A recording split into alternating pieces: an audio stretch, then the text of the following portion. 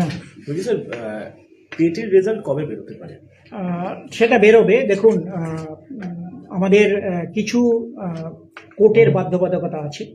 আপনারা জানেন যে কিছু কোশ্চেন নিয়ে চ্যালেঞ্জ হয়েছে, সেগুলোতে বিভিন্ন বিশ্ববিদ্যালয়ের এক্সপার্ট আসছে, বোর্ডেরও এক্সপার্ট থাকছেন, আমাদের দুটো বিশ্ববিদ্যালয়ের এক্সপার্ট থাকছেন, তারা আবার রিইভ্যালুয়েট করবেন।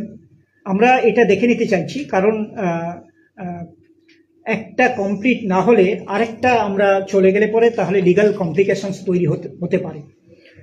অর্থাৎ আমরা কিন্তু এটা মানে স্বতঃপ্রণোদিতভাবে এটা ডিলে করছি নয়, আমরা রেডি আছি।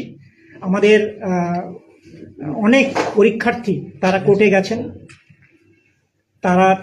তাদের যে গ্রিভান্স, তাদের যে অভিযোগ, সেটা সত্যি কি মিথ্যে আমাদের এক্সপার্টরা ইভালুয়েট করবেন। করার পরে আমরা 2017, 2022 সেটা কমপ্লিট হয়ে যাবে, তারপরে আমরা এটাকে পাবলিশ করব। টেটের রেজাল্ট পাবলিশ করবেন 17-22 মানে বুঝলাম না। না, 2017 টেট নিয়েও অভিযোগ আছে।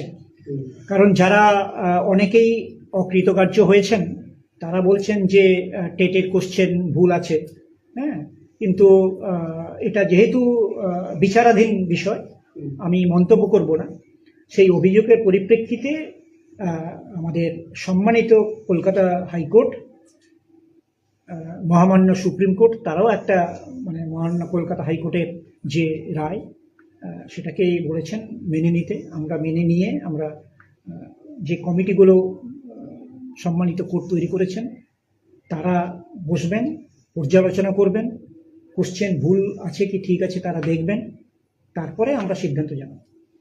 মানে আপাতত 2017, 2022 অভিযোগ নিষ্পত্তি না হওয়া পর্যন্ত আপনারা এই লাস্ট যে টেট নিয়েছেন তার এটা আমি বলবো, আমরা আইনি পরামর্শ নিচ্ছিলাম আমরা, কিন্তু এটাকে কমপ্লিট না করে যদি আমরা করে দিই, আইনি জটিলতা বাড়বে।